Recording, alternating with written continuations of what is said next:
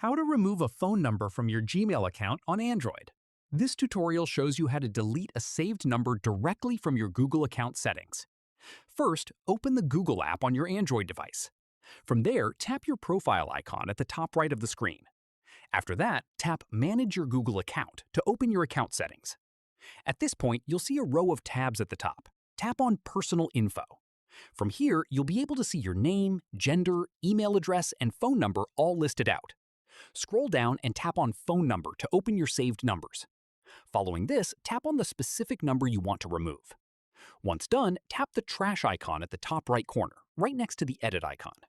From there, Google will ask you to verify your identity before making any changes. Go ahead and confirm using your password or fingerprint. Finally, once verified, the number will be removed from your Google account. Keep in mind that removing your phone number may affect account recovery options, so make sure you have another way to verify your account if needed. Hope this helped you clean up your Google account. If it did, leave a like, subscribe for more Android tutorials, and hit the bell for updates. Catch you in the next one.